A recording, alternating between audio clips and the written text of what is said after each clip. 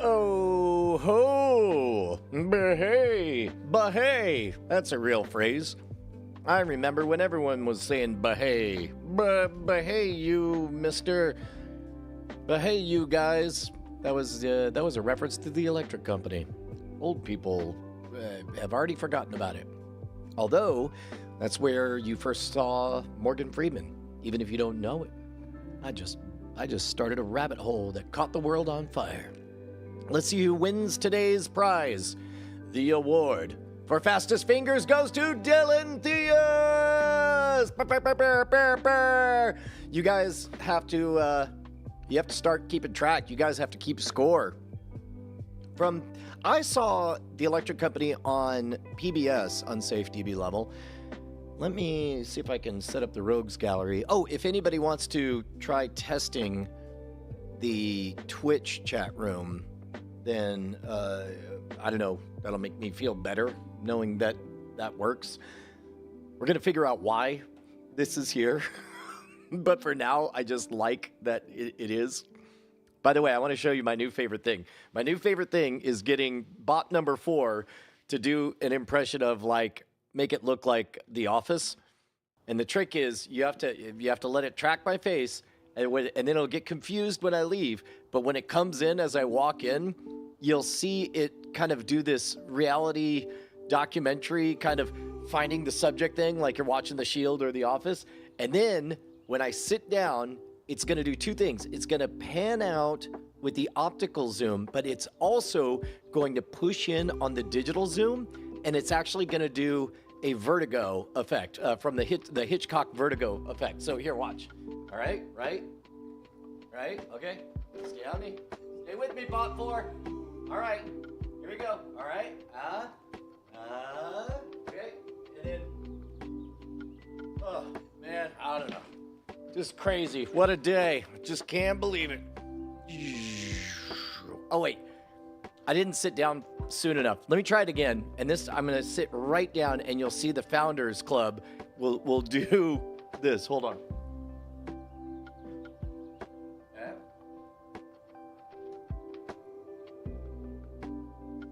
All right. Track me. Stay on me. It wasn't as pronounced. Oh well. That's all kind of neither here nor there anyway. Outside of to say welcome, all of you beautiful rogues. Can you guys believe it's been just 1 week? Seems like a fair bit has changed over this 1 week. I think I told you yesterday that unfortunately I have two of me pointing upwards. In the number 1 bot slot, upper right quadrant, you can see that green tube. There's something about one of the dials that was broken, and so I ordered a replacement, and then I'm just going to ship back the broken one and say, whoops. Okay, I have something to share. And by the way, if you're wondering, as far as studio to-dos, we do have one more 150C, MS-150C to set up. And I did find another light stand for it. And after this, we have to start making editorial decisions about what we want different zones to look like. Let's talk through this part. Okay, so I didn't expect to like the gauche over-the-top neon glow, and certainly it won't be for all of the projects, but I could see that being kind of a thing for something.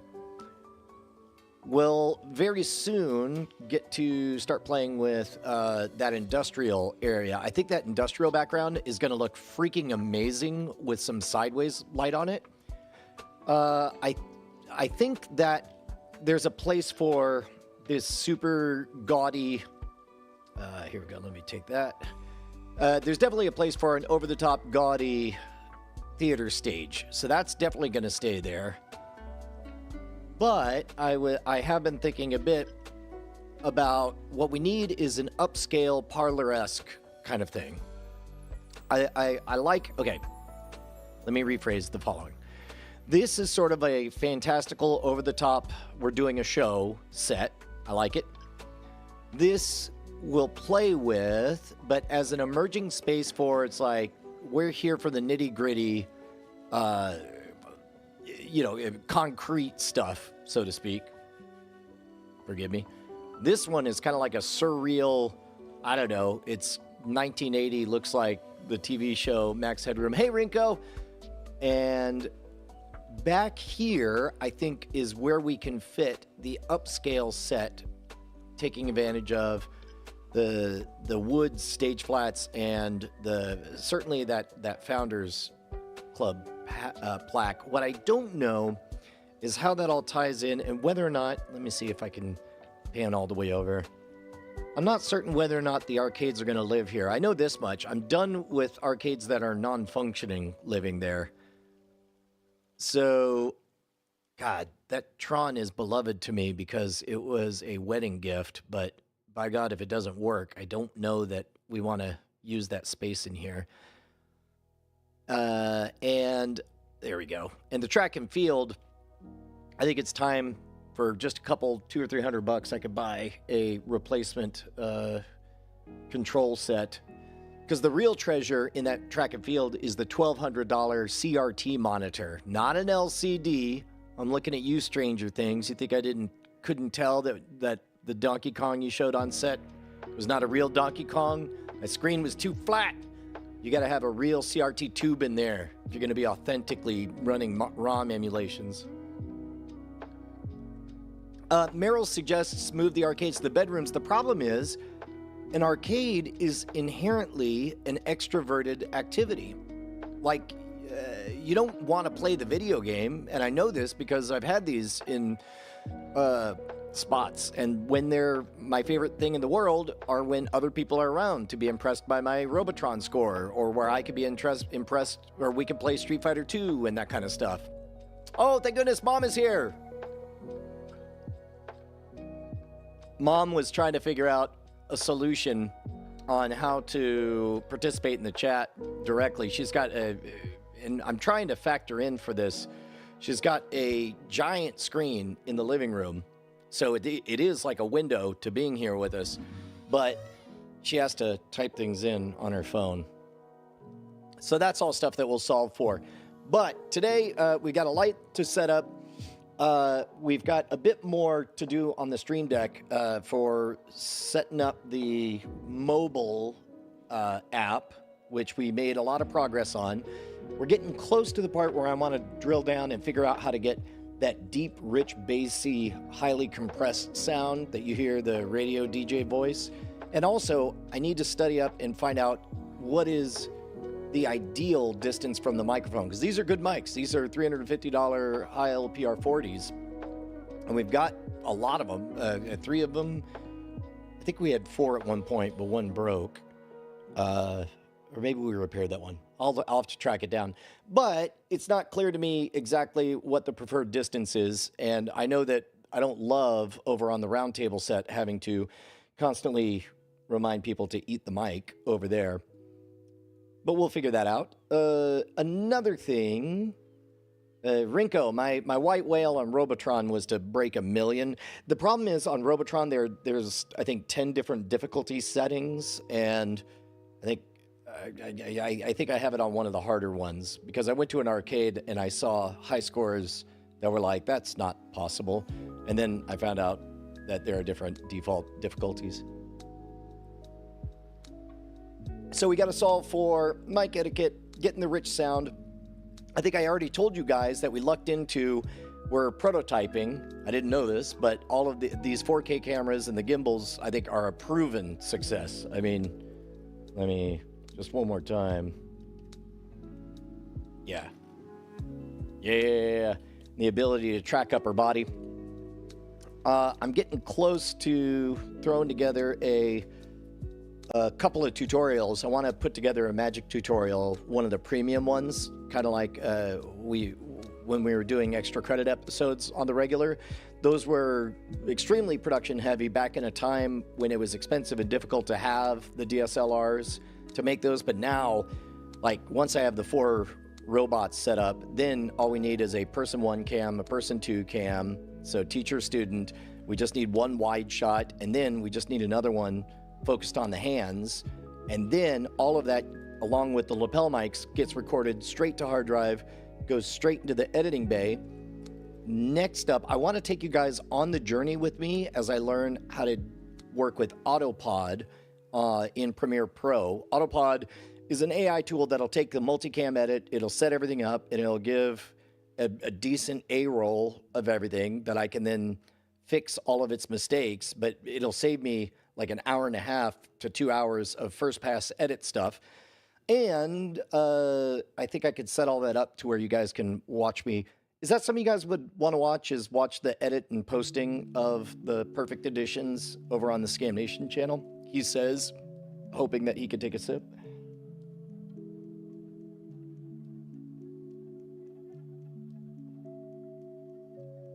Oh, and if you were here yesterday, I continue to try to figure out which streams I can get away with not being content ID'd on. This lo-fi hip-hop one seems to work, although yesterday there's a lot of copyrighted material in yesterday's stream. So, whoops, enjoy that gift, everyone. Let's see, what else? Oh, I was going to share.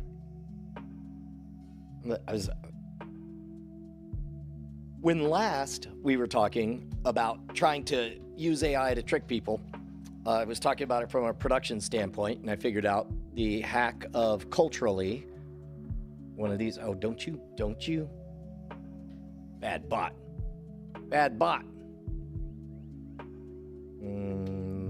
There we go.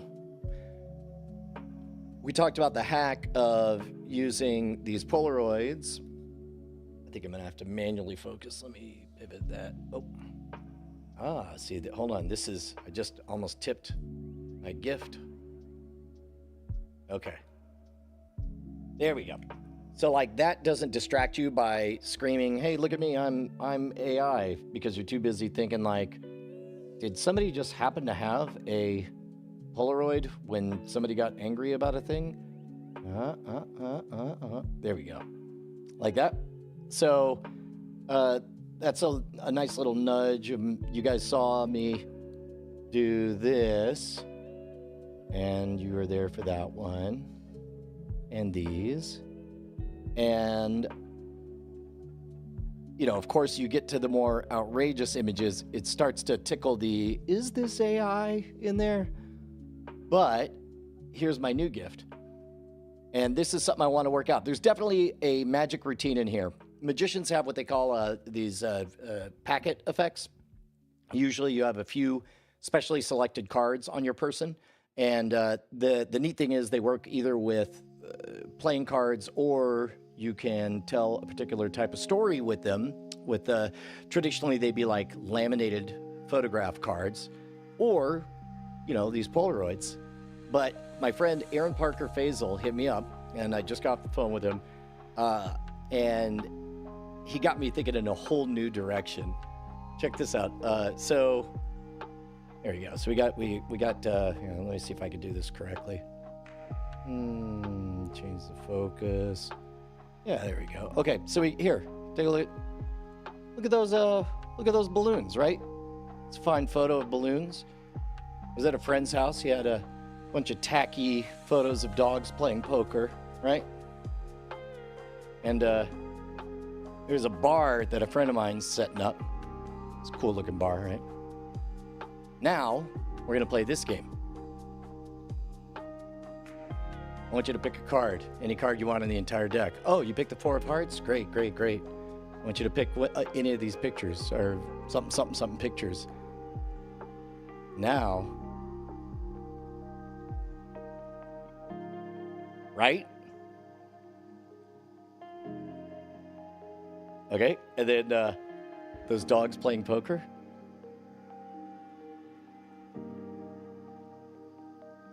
Right? My friend's bar.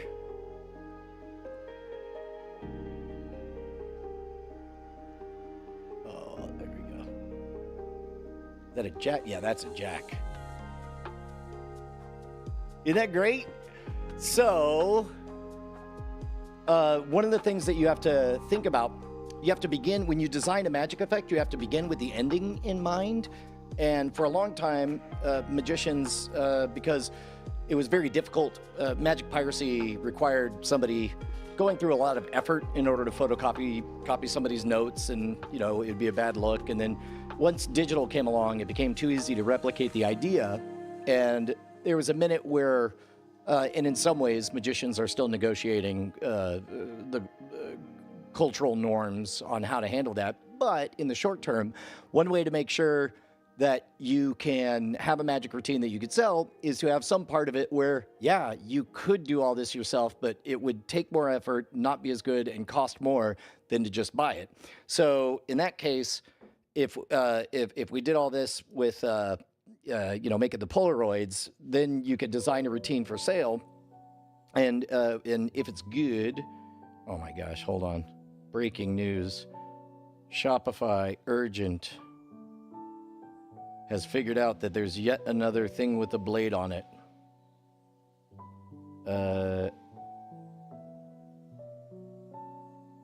Killing me. I'm just gonna send that on again. People hate knives. They're all like, nobody should use a credit card to buy a knife. Okay, so for now, developing the routine, before I discover kind of what the story wants to be in there, I still need to start just by kind of holding all the objects, kind of similar to like what we're doing with the studio, is you figure out what you can do, and then you wiggle around a bit, and then you figure out, oh, clearly what I want to do is blank, blank, blank, or blank. And let me go to recents here. Let me print out another one. So this one, in fact, yeah, I'll do this one. We'll see how this looks. I think there's something, well, again, we'll have to figure out exactly what the routine itself is. InstaX. Also, I guess I can go ahead and share with you guys. There we go, simple print.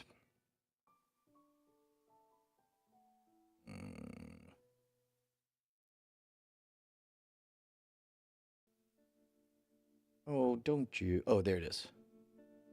Hey. Let me edit this by rotating it and making it a little bit smaller. Zoom it out. Rotate it like this. Trust me, this will be worth it. So this is my friend Aaron. Aaron, who got me my very first magic gig ever. These good people. He did this thing with, yeah, that'll do. There, we'll watch it develop. Sorry. I always feel like I need to apologize. That was 1 full minute you just had to watch me looking at a phone. Anyway, Aaron's the one who's been playing with this and gave me permission to play with it in the hopes that we're able to cook up an actual routine together. But there's also something to the fact that you can take one of these pictures and you have a time delay. So you can maybe... I'm certain that there are instant cameras that also are Bluetooth printers so that you could go through, hey, let me take a snapshot of you, and then have that turn out to be a thing.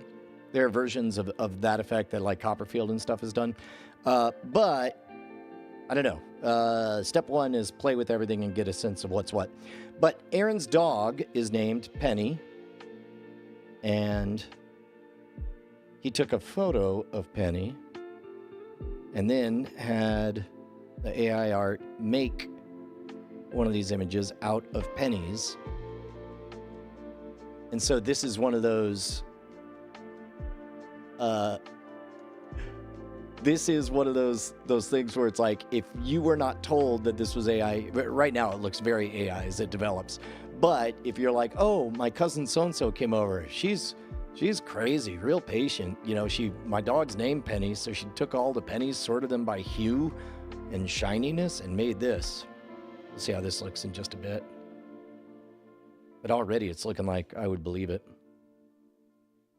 And no, there's no hidden secret message in this one. But anyway, now we have enough of these that we could start playing with them like we would a deck of cards. So all of a sudden, certain things become not just possible, but interesting. Because, there we go. So now, whether it's a story of places you went or people you met or whatever, you could face up, you could face down. And of course, you could control the order. You could do false shuffles, false cuts. I rather like the idea of doing a story that unfolds where you're constantly shuffling all of the photos, but then not only is there a order vector where you're like, oh, this happened, and then this, here, let me turn that down. There you go. Oh, this happened, and this happened, and then this happened. But I also like the idea of adding a placement so that by the time you're done, you could have an entire tabletop covered with this collage that all creates one giant picture, which I bet you could use AI to help. You could start with one image, break it into chunks, map story onto each of the chunks, and they'll have an order, but you could also not do them, lay them out in order. You could also do some here, a cluster over here, this over here, and then kind of throw a bunch around, and then it all ends up at the end of the performance art with a big thing. That'd be pretty cool. And by the way, yes, this is the nature of brainstorming in public, is I have to just cross my fingers that ain't nobody gonna run off and... I don't want to use the word steal because nothing has been taken from me outside of opportunity. I don't know.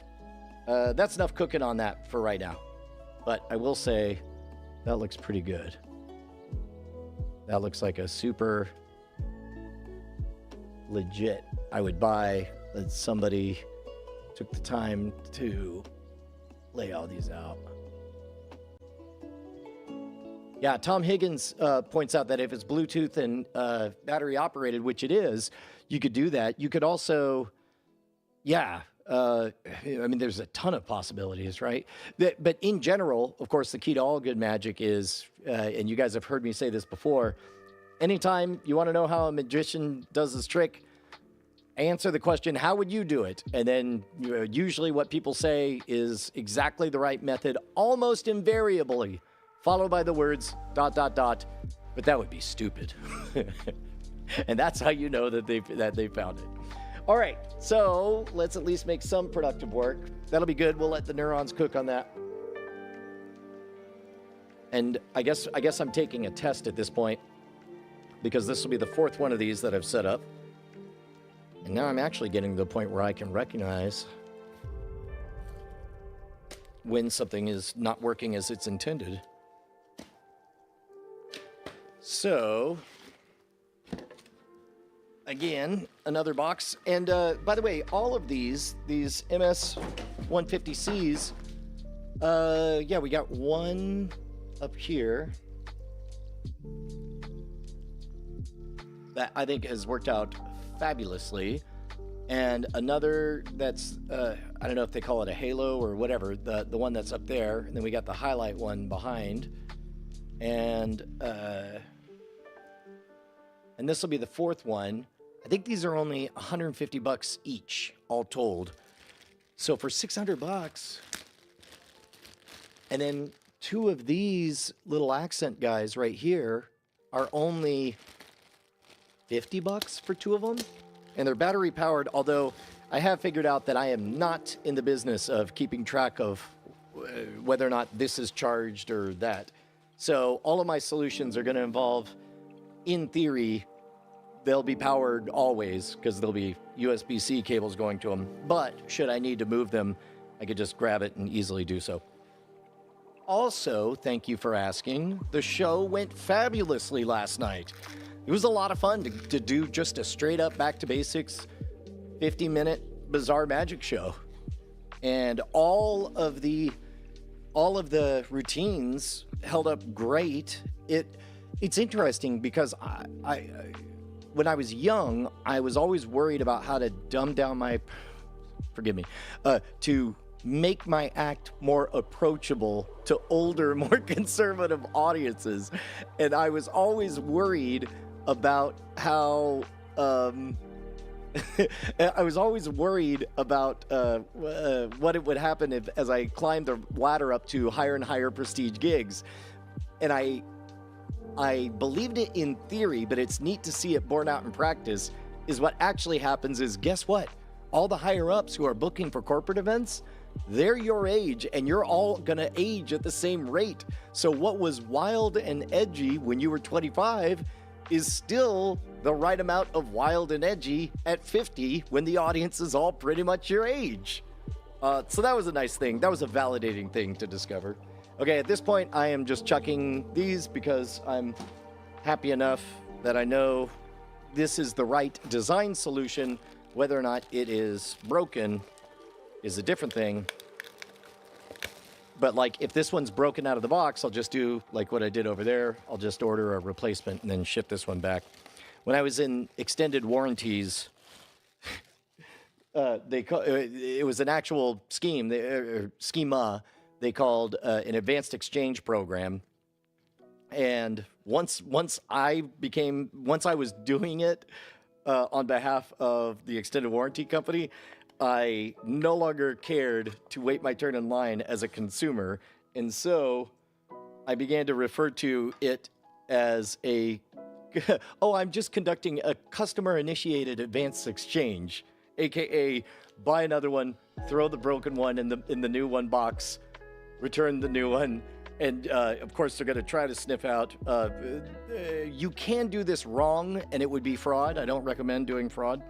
That you want to make sure to check the box saying this is not working out of the box.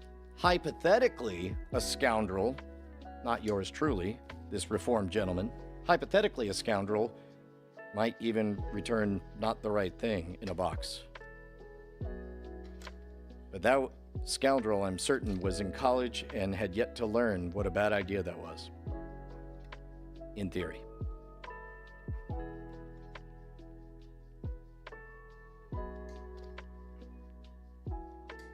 Probably shouldn't have said that in front of my mom.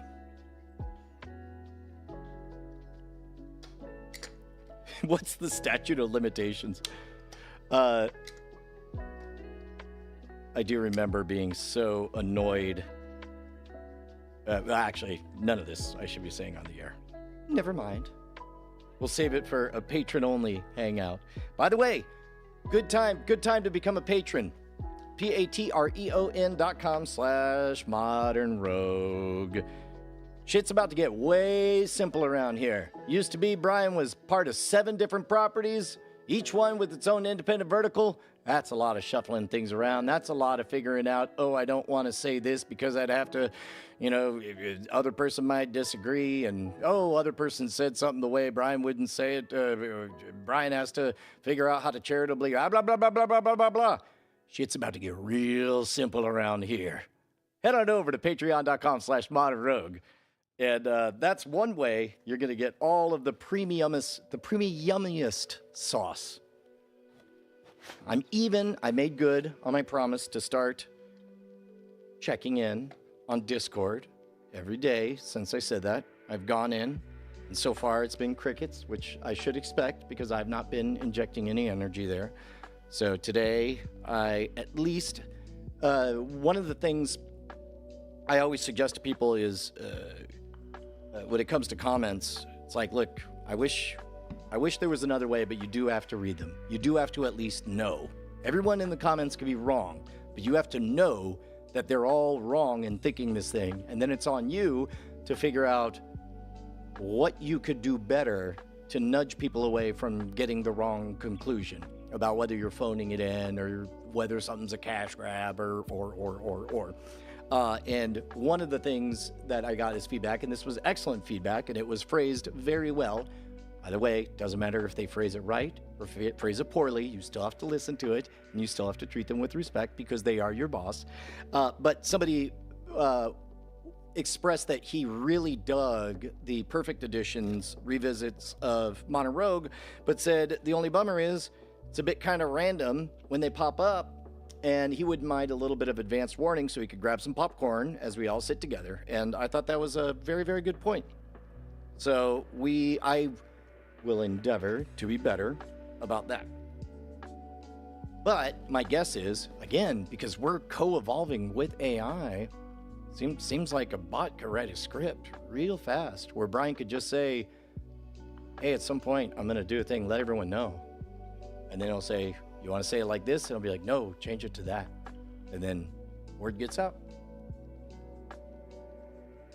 That is one thing I worry about, though, is we're coming up into an age where nothing, hi, Tame, where nothing is going to be more valuable than being a human. And with that being the case, I'm very cautious to AIify anything that goes out in my name, that I make sure to touch everything. Like, as a first draft, boy, do I love when someone or some algorithm hands me a first draft, because I can look at a thing and say, that's wrong. Why is it wrong? Okay, oh, now I've discovered what it should be. The end. Whereas starting with a blank page, it's too easy to just spot something pretty instead. Speaking of which, we gotta finish setting up this light. Look at that. I didn't even have to narrate going through the steps of this stuff. And then let me set up the radar gun part.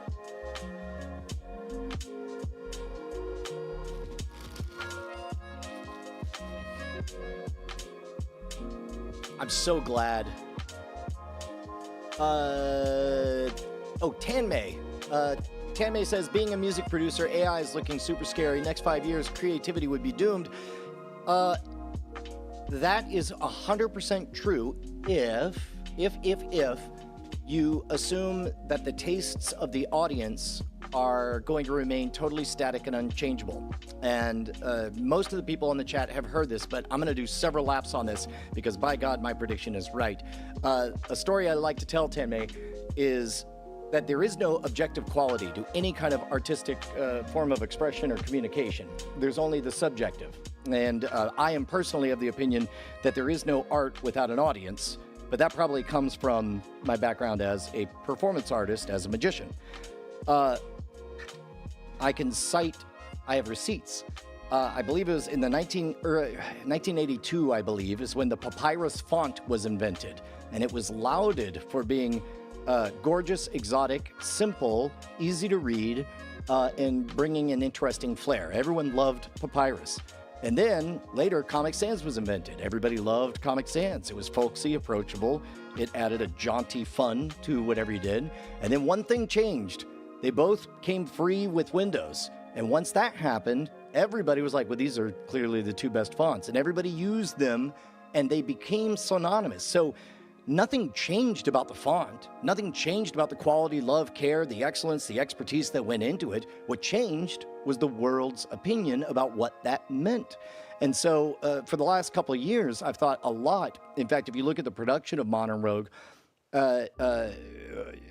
in theory, a lot of these info dump episodes could just sit and turn on a webcam and talk, but I'm constantly thinking, what cannot be faked? What reeks of effort? Within seconds of you looking at it, you think, oh, well, clearly, whatever this is, whether I agree, disagree, or what have you, some thought and energy went into this.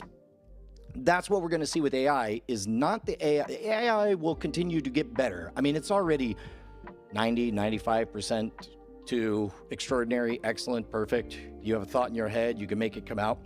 What will change is the discriminating tastes of the audience. Nobody is ever happier when they find out that there's a robot on the other side of the line. And I think I'm still tweaking this metaphor, but there's something to this. So the thought experiment I don't think I've done this. You guys could tell me on the live stream from the Rogues Gallery if I've already done this one. But imagine that you get an invitation and all it says is, this is the world's best party. Whatever you think it is, that's exactly what it is. Time tonight, 6 p.m. Now, let's say your son has one baseball game. One baseball game. You love going to your son's baseball games. It's not even the World Series of Little League or what have you. It's just a baseball game. And you think to yourself, well, I mean, I wouldn't blow off my kid's baseball game to watch a rerun on TV. I wouldn't watch it. I wouldn't blow off my kid's baseball game for, I don't know, playing video games of a new video game that came out. But the world's greatest party, and you believe it? So you talk to Junior, you're like, hey, I'm so sorry, it's the world's greatest party. This is a once-in-a-lifetime opportunity. I'm going to miss your kid's baseball game. And so you go to the party. First thing you notice, nothing but Lamborghinis up and down the block. Jaguars and high-end BMWs, Cadillacs, paparazzi bulbs flashing all over the place, people walking, the most gorgeous people you've ever seen in the most elegant gowns ever. You go inside, it's the most beautifully lit room. There's an incredible party happening all around you, and you think to yourself, how on earth did I get invited to this? This is objectively, in terms of quality, the greatest party I've ever been to. And then you're looking to grab a piece of finger ham because that's how good this party is. And just as you pick it up, your butt bumps into the chocolate fountain and it tips over, and the crystal that it's made of shatters all over the ground, and the pump is just spewing chocolate all over the stuff. And you look up and nobody has stopped dancing. Nobody noticed. What's going on? So you kick over a chair and you start tearing stuff up, and you realize that all of these people are mannequins, and that all of this was just created 10 minutes before on demand, and nobody even knew your name or cared that you were there. You were just standing alone in a room. Now, granted, it was a cool holodeck, but you did miss your kid's baseball game. You affected your relationship with a real person for essentially a video game. That's what everyone's afraid of. And that's why for the next 5 to 10 years, nothing is more valuable than knowing, and we still have this thread for the moment. For the moment, you can be pretty sure that this really is Brian Brushwood really in the studio, really having this conversation. And that's the reason I'm investing real time right now, is because if in another year, I don't know how much of this you can believe when something pops on the scene. Nothing's going to be more valuable than your reputation, than your ability to interact. Buy stock in real events. Buy stock in your ability to have, I'm going to say a magic routine because that's what I like to create. Those are the waters I swim in. But that's the reason I want to design all this stuff, because we have people who have been 5 years out of practice for real life social interactions. And magic, yes, it has earned a partially deserved reputation for being something that some socially awkward people do, especially a lot of people get into magic right around puberty. That's not a coincidence, because magic is wonderful because it provides structure. Magic is a real spell that grants you a +1 to charisma for the rest of the evening. You have an incantation in the form of all the words you say. You have reagents in the form of the props that you keep on you just in case. And when you execute this spell, you are factually more interesting for the rest of the evening. Now, no, it doesn't last forever. And no, you don't want that to be your only note. But by God, that is an eye-opener to grab everyone's attention and pull them in. So I am of the belief that we're going to enter, over the next 5 to 10 years, a more Victorian age, where what we had been doing in public for the last 10 years, the age of the Google alert. If anybody on some tiny forum whispers your name, suddenly, you're David Cross in Hollywood, you get a little bloop bloop, and then and somebody's like, David Cross's new special is garbage because whatever. There's David Cross. Those days are gone, because now anybody who's saying that kind of stuff is going to be whispering it to their AI agent. All of that in the veil of secrecy.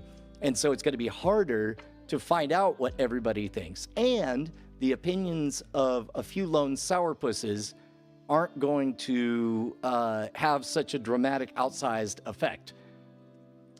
Anyway, that was a very long, meandering way to say, Tanmay, I think musicians are going to be A-OK. And I think that all musicians are about to be about to be valued even more than they ever had before. And they're all about to be more prolific because they all have production teams now.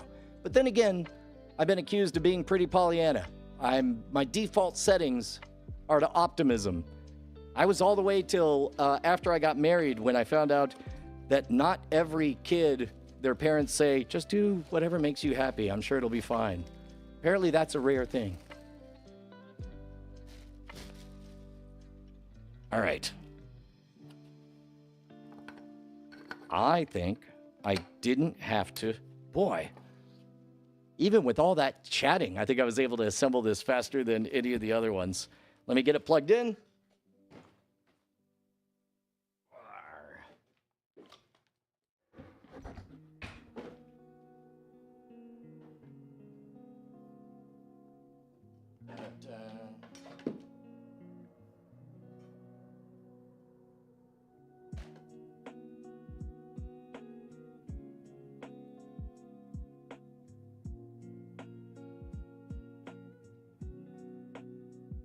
Wow.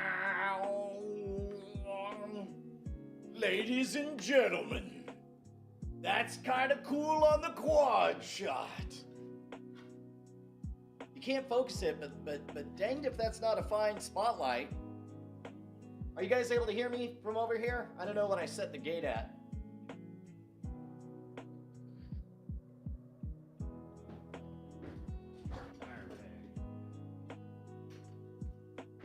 Oh dear.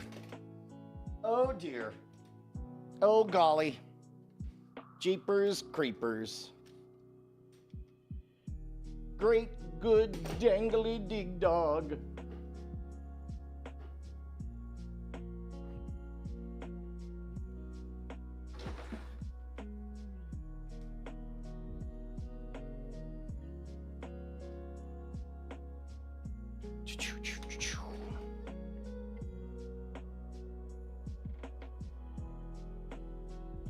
All right, so here's what I'm gonna try.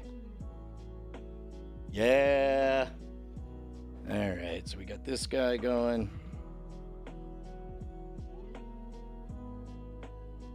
This guy finally developed. Here, let me tweak the focus.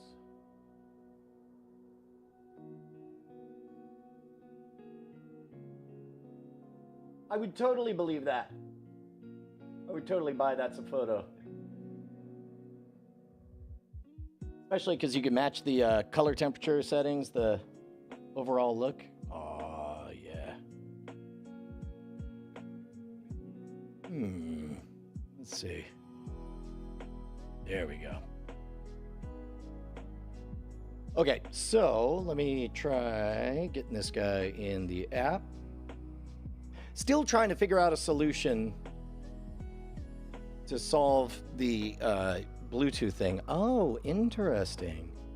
When the light is shining directly in here, boy, is it obvious that that's a teleprompter. Interesting. And more importantly, you could tell exactly where the dust is on it. I was looking for the anti-dust thing. Anti-dust. Canned air. You know what I mean. Yeah, anyway. And we got a lot of devices. There's a lot of devices.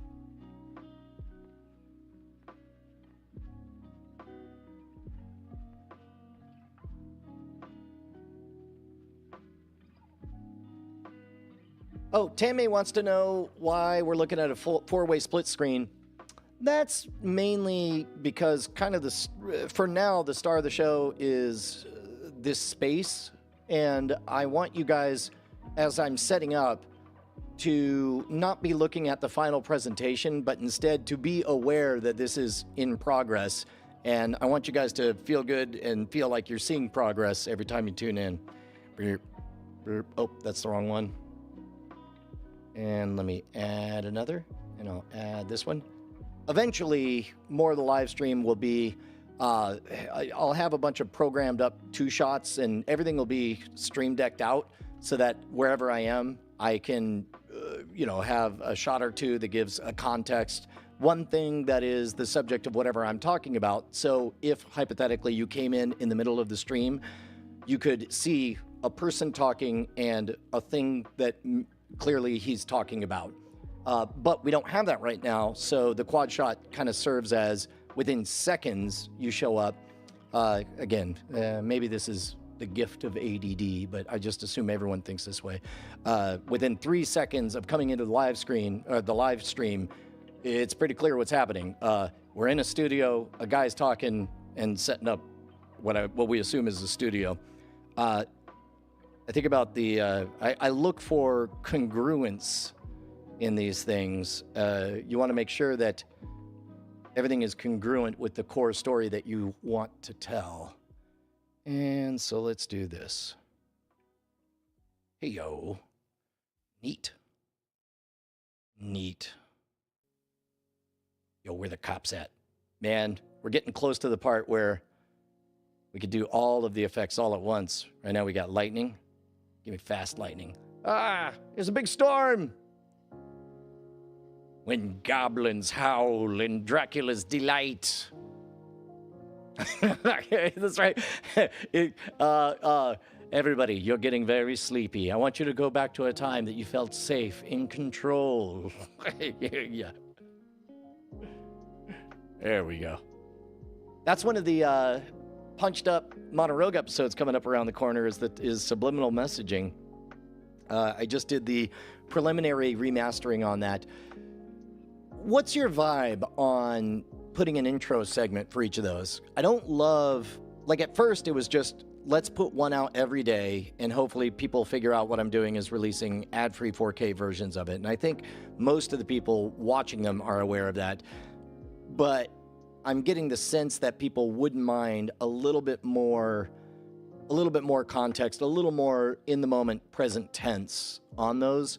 And I certainly know I could tag on like a 1-minute update to the end of any of those, but like those first few seconds are the primest of real estate where we get the opportunity to bring everyone up to speed. I agree, Nick, with the C. Dress Pants, Robots, Man, and Child.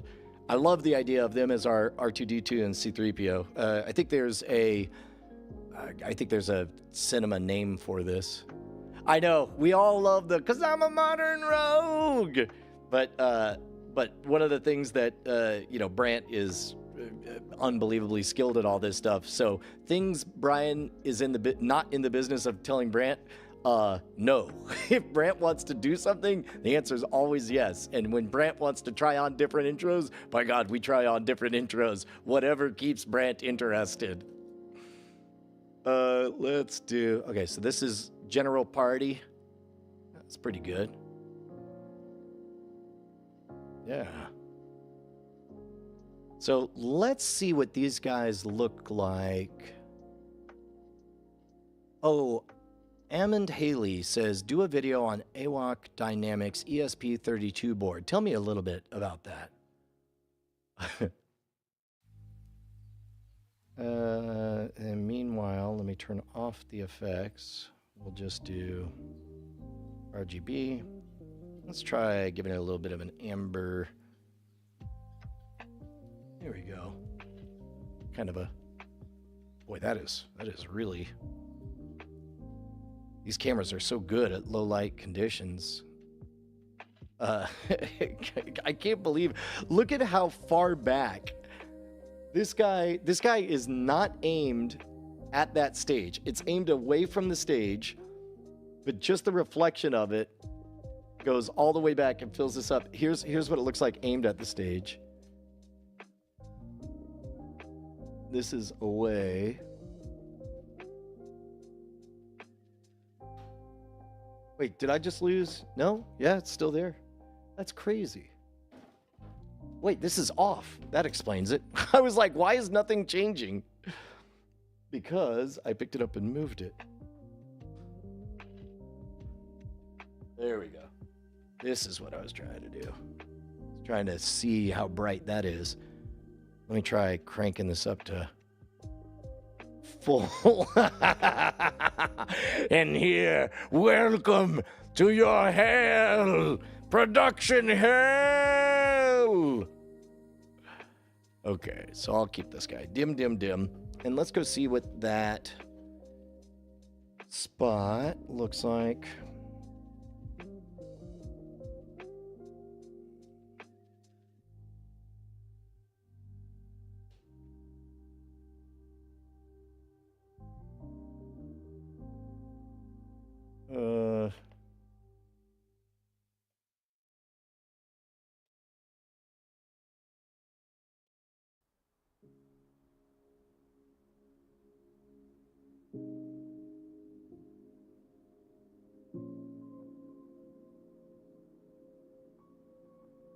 Oh, that's right. I set up the quad on the pedals. Or did I? No, I didn't. Okay, so you know what? Let me knock that out right now while I'm thinking about it. Forever forward, or until I change my mind, the quad will be the right-hand pedal, because that'll be our anchor, like, until the story changes. So I'm going to go to settings. I'm going to go to shortcuts. See, it's getting faster and faster. Deliberate practice, man. You listen to a couple of Freakonomics episodes, you think you got the whole brain figured out. That and reading 100 books. So let's do add. I'm going to add a new one. We're going to find it. I'm going to tap this and I'm button up. We got a new function. Function's going to be wipe. We're going to set it to 10 milliseconds, so it's as though it's a hard wipe. We're going to cut to the quad shot. Oh, it's not called color 6. That's right, other Brian. It's not called color 6. It's called quad shot because you changed the label. You read the name of the wind. You know that to know a name of a thing is to have power over it. There we go. There we go. There we go. And now, ba-doop boop. Great. All right, so I'm just going to see this here. I'll turn up this music for a bit. Speed up that content ID. Yeah, Tanmay, that's the problem. The colors, I'm enjoying them now while I can, but I'm very aware that they are peak in right now, which means I have to give them up because I try to make everything as timeless as I can. But for now, I'm just, the reason everybody's using these overly saturated things is for the same reason, they're trying to match current aesthetic norms. And if you're doing that, that's great if what you have is of the moment content. But I aspire to create evergreen content. Again, as I mentioned, my crazy hair notwithstanding, you can't control the clothes and the hairstyles of other humans. But yes. All right.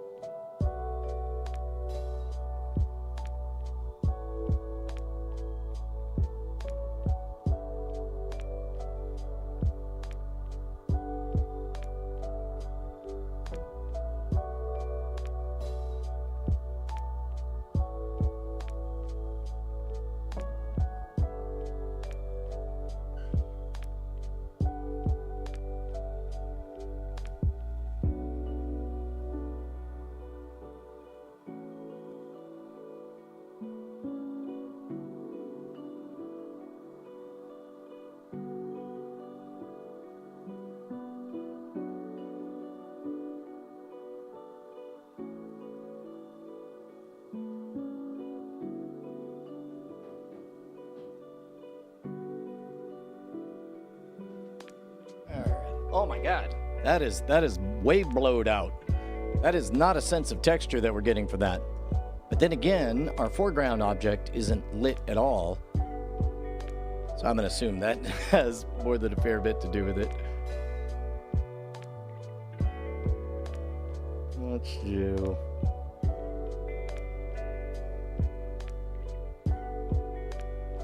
Whoops. Forgot that I remapped that. Turn that back on. See what happens if we zoom in. We pan over a bit.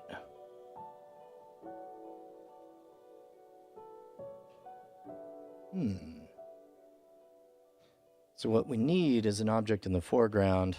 Let me see how Dress Pants Robot Man looks there.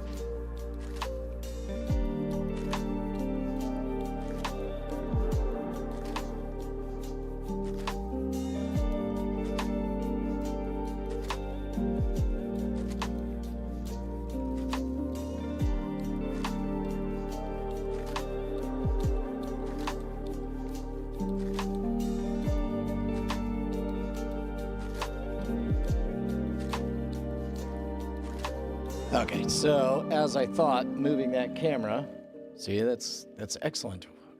Humans are predictive machines. So moving that camera caused a jiggle on the USB, which caused that to freeze. So I'm just going to reset, and it works. That's looking better. Still really blown out. Let's see.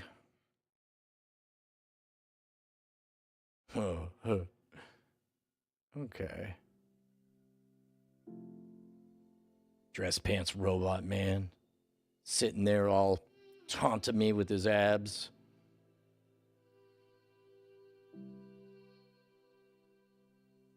Let's see. Wow. This is the lowest amount of red I can get on that.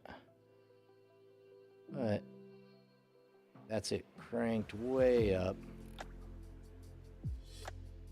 Let me see what happens.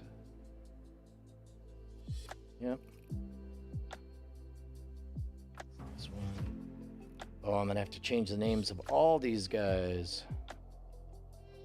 You know what? I'm gonna rename it so I don't lose it. I'll put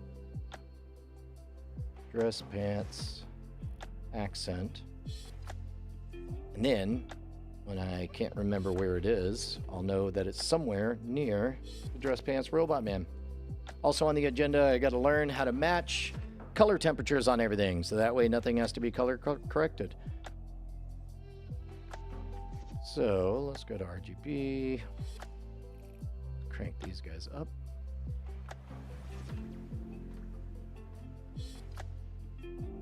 all that red.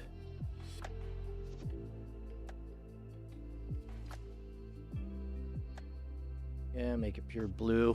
It's competing with the red. Okay. Oh, that's that guy. That also, I guess I got to change the names for a bunch of these. That's okay. That's what I signed up for. There we go.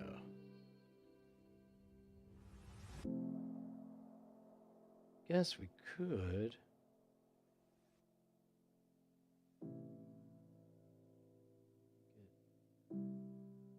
No. I don't speak RGB too well.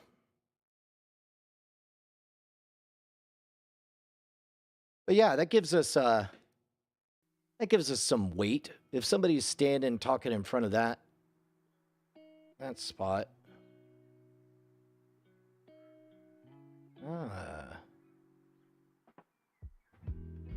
Okay. There's something there. There's something there.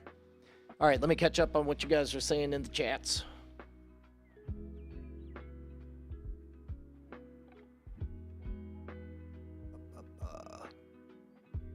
What camera is the lower left camera? Oh, you mean the camera that was on display?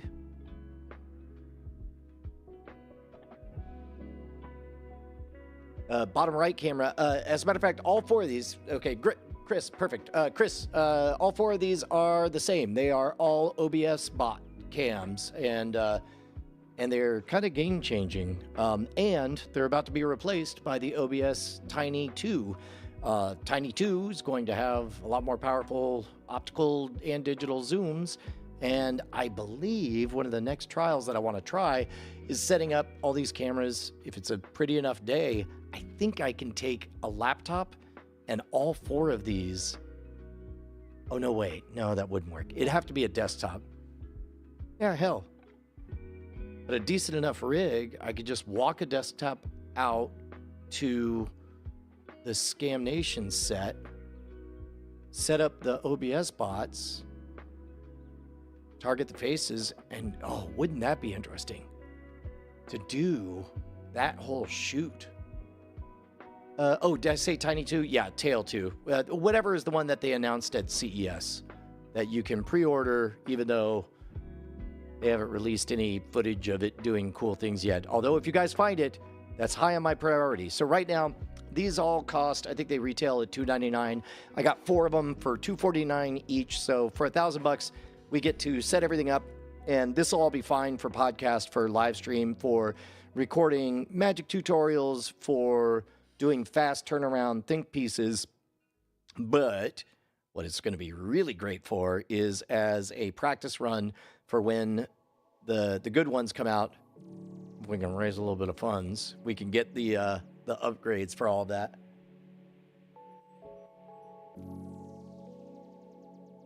Okay. Upper left image under the light. Yeah. You're talking about this guy right here? Beep, bop, boop. Yeah. Hello, Chase Bowden. How are you? As a matter of fact, Paul Disney, that is a patron bonus coming up. I believe the final edits on those are almost done from one Brant Hughes. Patreon.com/monorogue. Let me get another coffee, and then we'll reassess what more is on our to-do list for today.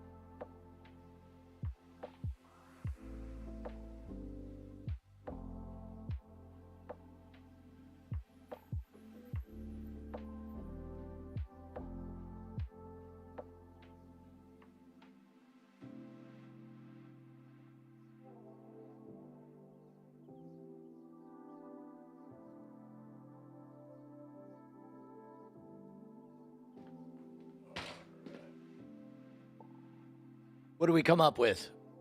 I guess on the menu, we got continue to figure out some of them Stream Deck things. I don't know how interesting that is to do, and I don't know how interesting I could be while doing it. I do need to post the new remastered Scam Nation version of Monorail episode. Actually, I don't know which one it is. I should know that.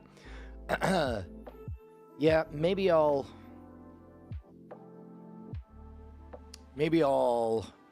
flip over that. In the meantime, which of the shorts always causes you guys to stop?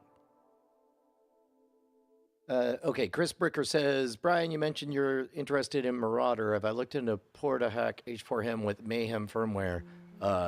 Those are words, I'm pretty sure. Oh, that's right. I asked you to tell me about Marauder.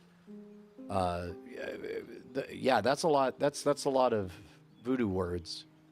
Yeah, Rinko, what I was asking, like, the whole point of YouTube Shorts is that you can feel like a god and just say, bored now, and keep flipping. But every so often, there's a short that makes you stop in your tracks. I would love to hear kind of what that is for you.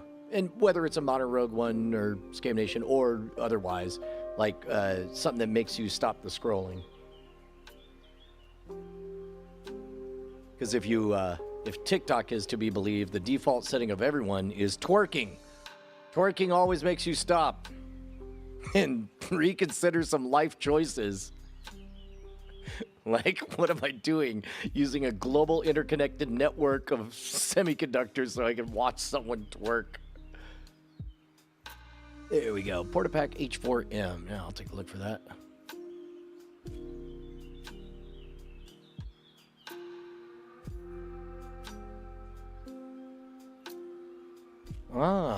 Ooh. Hot dog. Yeah, hold on. Yeah, this is definite Monorail material. All right. Oh, I made a new setting. I guess this is another update. This right now is just a full desktop capture of the media PC.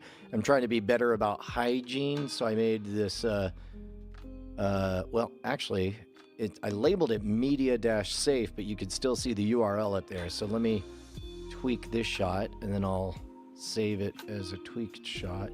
Oh, I remember why I did that. I did that because it was showing you're a manager underneath the full screen. Google.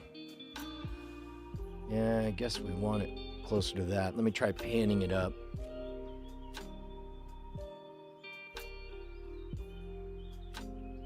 Yeah.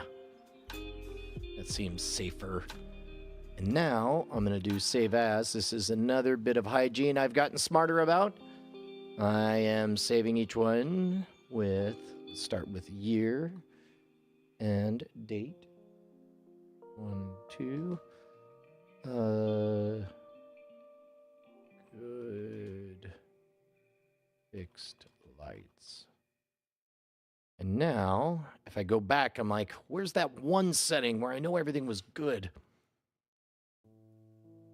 All right, let's see what this guy does. This is HackerRF Portapack. It is a portable SDR transceiver with built-in custom software for receiving, decoding, and even transmitting digital and analog signals on the go. Oh, that's Powerful rad. Tool for anyone interested in radio communication. Yeah, this is more of HackerRF Portapack had a few issues. Yeah, this is more of the stuff that I really want to be doing. With lots of new, awesome improvements. This is the Portapack H4M. All right, that looks dope. That looks awesome. I would like to subscribe to your newsletter, please.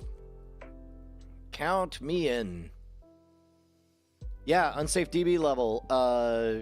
Chris was bringing up the Portapack H4M. Yeah, and it looked like it was right next to a flipper, right? That's in the great fractal of everything we're doing. is let's get the lights set up first. But we are getting, like I said, real close to. There's a couple of like card manipulation tutorials.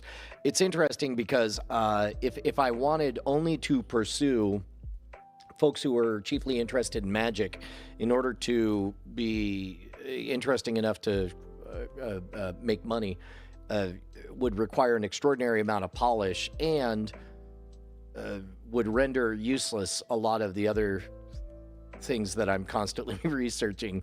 So I'm comfortable being the gateway drug to Magic, doing Magic moves that are passable and good enough to get people in, and then if the bug catches them, they could go deeper down the rabbit hole. But it occurs to me that there's a lot of wonderful space where I can teach, and this is something I fought against for the longest time. I could teach better Magic if I just charge for it, and again, that's why we're doing this pipeline. I'm going to be able to have wonderful hour and a half hangouts. I actually don't get too excited. We'll see.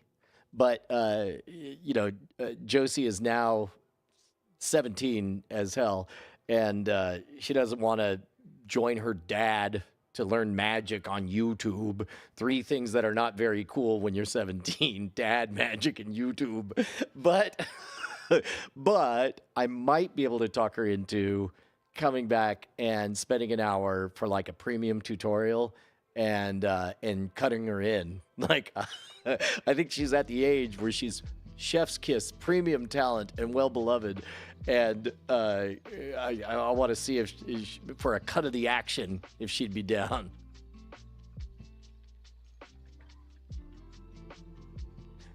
Yeah, Wirehead. If you're good at something, never do it for free. Yeah, that's we'll get to. I have a whole framework around this.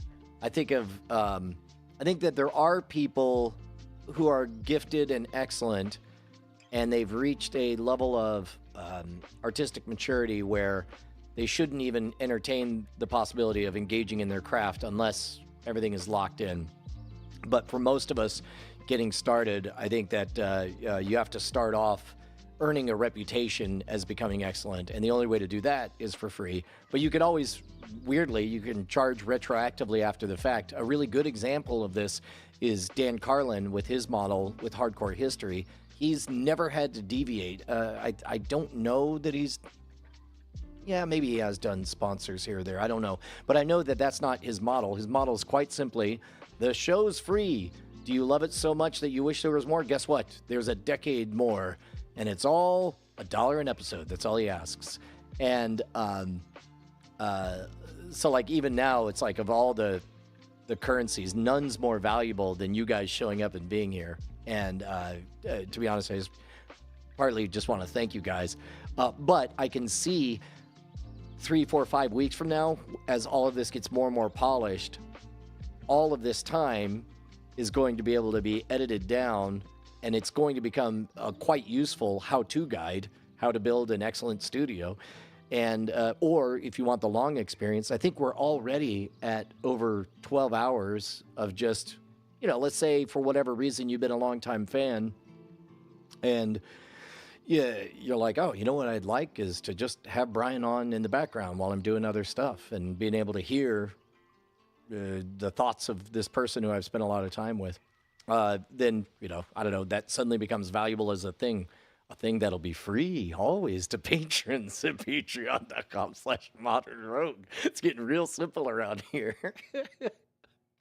But nothing will ever be more valuable than people who actually show up, which is why I pay so much attention to you guys. All right, Rasmus says, shorts that make me stop is basically the same as channel surfing used to be. If it keeps my attention for a little bit, I'll probably end up watching the rest of it. Yeah, this is something that I put a bit of thought into when it comes to how I'm programming the shorts. I mentioned this previously in other contexts, but most shorts tend to be here's a piece of something. Now go watch the real video. That's what was it Kierkegaard would refer to as using something as a means to an end rather as an end unto themselves. He was talking about people, but let's talk about it in forms of content. Very few people were writing things for shorts to be an end unto themselves. And those that are, I personally love the narrative challenge of writing in loops, to write something that's engaging in the first 5 to 10 seconds, but recontextualizes on a second viewing and becomes a finale at the end.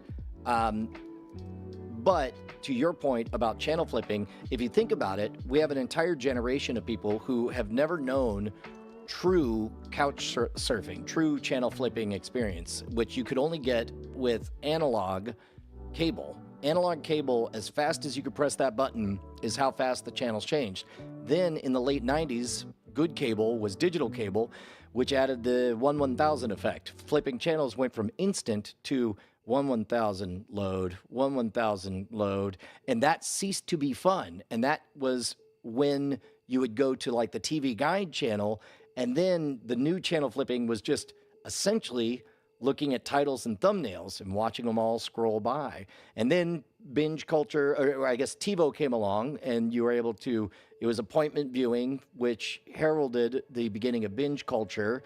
And then it's really only been in the last, I don't know, 5-10 years that the infrastructure has been good enough for the bandwidth for enough people that they were able to buffer enough stuff that we're back to that ecstasy of as fast as you can hit a button. And there's a lot of people that begrudge that. If anytime you hear somebody blaming or grousing about the algorithm, or blaming or grousing about attention spans or whatever, first of all, be nice to them. But all I hear is, oh, somebody hasn't thought through the idea of just meeting somebody where they are. And like, look, if they're on shorts, they're probably not the kind of dedicated fan who's going to hang out for 2 hours of a middle-aged man pontificating while he moves the occasional light around. Great.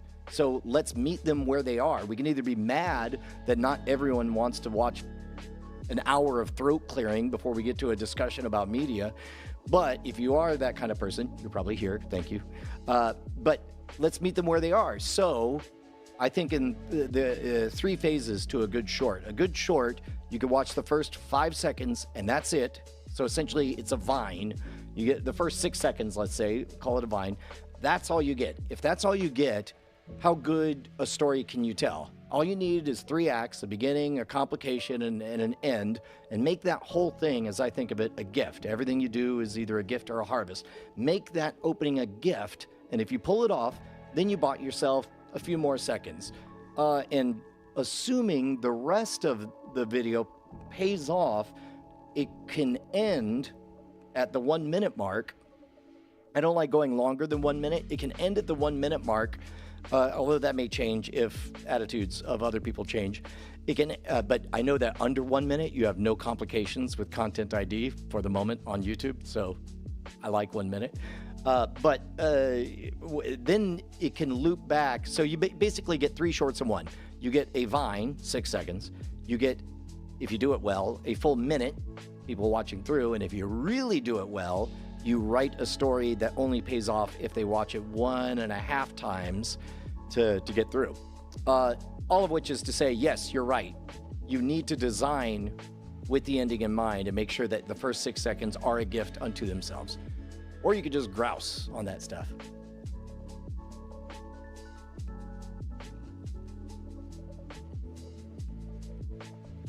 Dead Polymer says, channel surfing died when you no longer had to go through every channel in sequence. Yes, and I think it's back because I think most people have a taste for heterogeneity. You know, they want to peruse a bunch of stuff.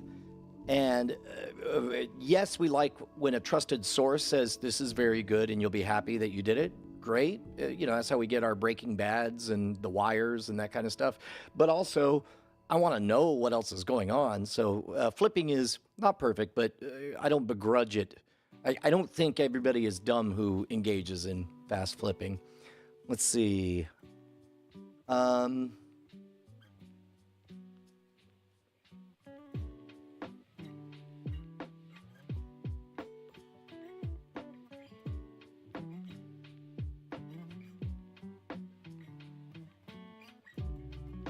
Yeah. So Chris points out, he says, I've been watching lately because I get to watch and interact with someone I've been watching since the iPod video days. I want to see how the sausage is made, building my YouTube channel now. I'm very glad to hear that, because that is partly exactly the bet that I'm making. In the beginning, you'll notice that the very early episodes of Scam School, I at the time I thought of it as, oh man, I'm getting a seat at the table. And as much as I could, down to the second, I would, on first pass edits, I would make suggestions like, can we trim 2 seconds here? Can we, Brian takes too long to say this. And it seems like I'm pretty good at hate watching my own material and trying to figure out how to get out of the way of the gift. And the gift is that feeling, that aha transformation where you see the world just a little bit different, right? You, the viewer, are left changed, hopefully enhanced, where you unlock a new skill set. But whatever it is, if I can't see, Mr. Beast is famous for talking about how if he can't see the title and thumbnail for a video, he won't bother to make it. If I can't see the aha takeaway, if I can't see the dopamine hit, if I can't see, as I think of it, the gift, like where's the gift? Is it a gift or a harvest? Then I don't do the video. But having said all that, it is important to realize that time is the only truly scarce commodity. And at any moment, you can engage with the thought experiment of, I just got here. So 20 years ago, I just got here is, what do you got? You got polished material, you got a stage show, you got a presence, you got a look. What do you know? You know a bunch of tricks that you could punch up and teach at the bar, et cetera, et cetera, et cetera, right? Time passes, there's kind of the television tournament you engage with, you learn things or whatever. But then, I don't know, 6 months ago, I had kind of like an assessment where it's like, okay, I just got here. What do I got? And it's like, okay, well, you have a lot of resources allocated in a system that is not very efficient. And pretend you just got here and this is a video game. And instead of starting, at the beginning of your real-time strategy game, let's just say you teleported in and the game's in progress. You could probably assess like, oh, wait, you have this urgent thing that needs to be fixed. But as soon as that's done, you need to reallocate these resources, even though theoretically this can pay off later. You need to move fast because this opportunity is happening. And yes, I'm thinking partially about AI, but also I'm trying to pivot everything to leverage where I'm at, not where I'd like to be, but where I'm at right now. And where I'm at right now is two YouTube channels. First of all, things that have changed in the last 2 years. YouTube has won, as best I can tell. It is a fact that whatever it is I do on YouTube seems to have worked, and a thing works when it happens twice. I don't know if I've shared the story here, but there's a famous magician named Michael Amar, and when I first started doing TV appearances, local news and such, I talked to him at a convention, and I asked him for advice about doing TV hits as a magician, and he's got this thick West Virginian accent, and he's so great. He leans back and he goes, the first time I did the Merv Griffin show, and I have no idea what he said after that, because I was absolutely enchanted by the phrase, the first time. Because if there was a first time, then there must have been a second time. And I realized anything that was done on purpose, it's on purpose because you get to say the first time. And as much as I love to be self-deprecating, as much as I love to be the kid at the beginning of a quest rather than a mature, grown-ass man, the truth is, there's a lot of first times. I get to talk about the first time a comedy album hit #1, or the first time a YouTube channel hit 1 million subscribers, or the first time, I think both channels are around 500 million views now. It's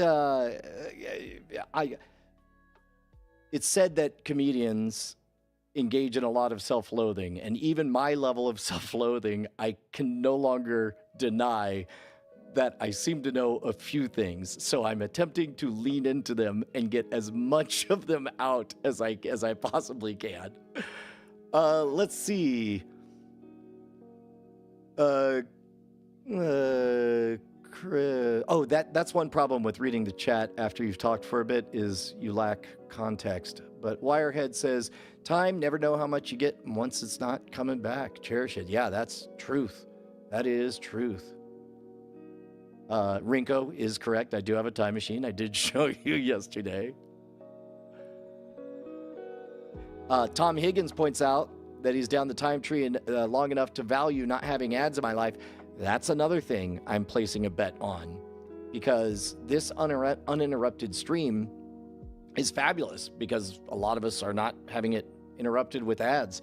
And now that YouTube has proven that they're developing a scheme by which creators can be paid YouTube has created a series of incentives that have created a meritocracy of sorts. And I'm betting that it pays off and is not going to vanish. But then again, as I've talked to it before, I'm king of the vanished platforms. 1 million plus subscribers on Vine. 1 million plus subscribers on Google Plus.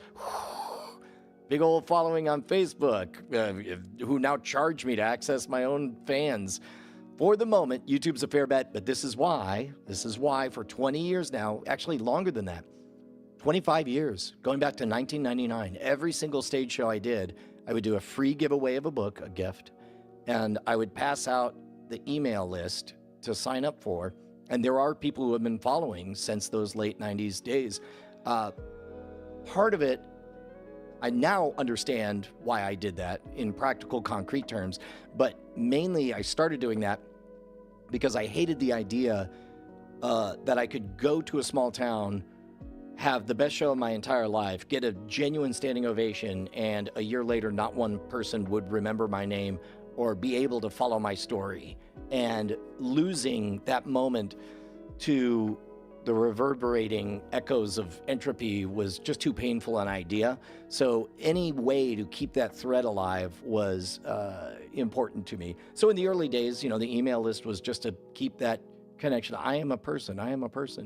But now we live in the timeline where somehow this interaction, as I put it, this very asymmetrical but very real friendship can be monetized and supported is fascinating to me. Let's see. Tanmay says, do you need some luck to do moderately well on YouTube? Because I know some regular 10 plus creators who can't hit the threshold. It depends.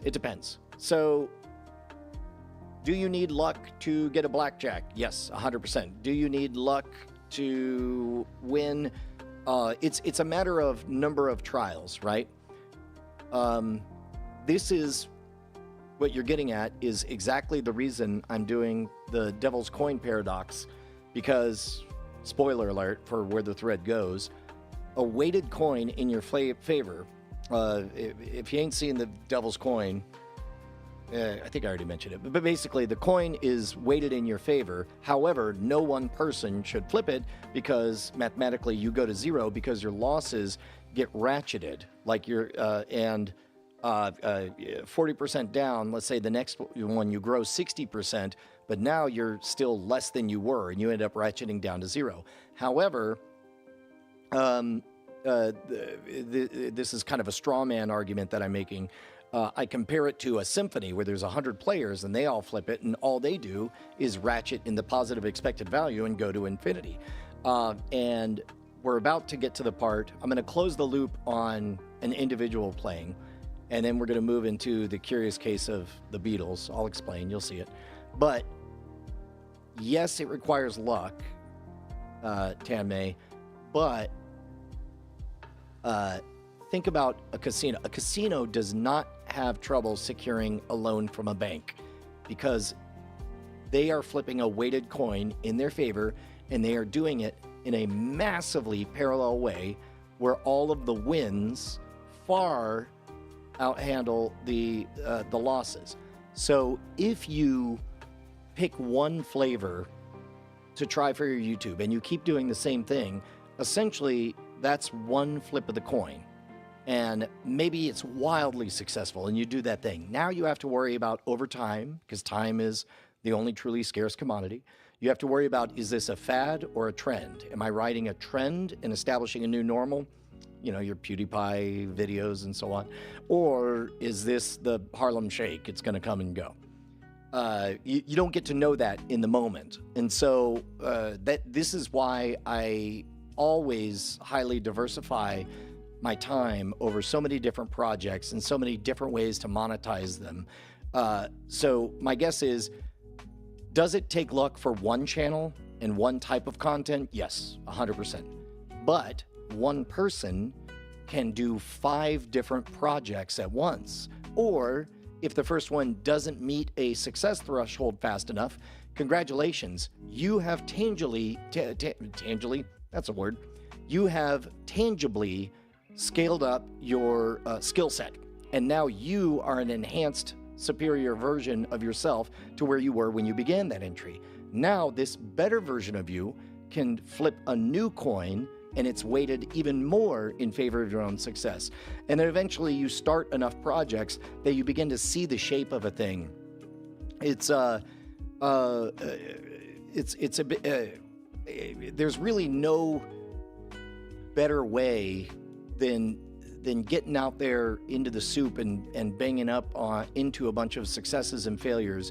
Each one, even the failures, are a gift of sorts in that, quick example, I did a show at one college town in West Virginia, as it happened. I had to leave a conference, and where I was portraying myself as a total badass to go do this show. 900 people at the show. It was just straight up not my audience. My whole show was about making fun of your David Copperfield archetypes, the overly polished, insincere magician archetype. And it turns out that's exactly who they were hoping to see. The only routine they liked was the one where I was kind of like mocking that by doing over-the-top silly dances. Somebody threw fruit at my stage. I didn't know that was a real thing. I was sitting there signing autographs, and I heard a thwack, and I looked over at my countdown timer, and I saw an orange dripping down. I was like, wow, forgive my language, that fucking sucked. And I had to drive the 6 hours back from West Virginia to, I think it was North or South Carolina, and I had no choice but to sit with that experience because I was in a rental car, and the radio stations wouldn't reach. I couldn't even lose myself in the distraction of a different radio program. And instead, I just had to replay everything about that show and figure out what would I do different if I had to do it again.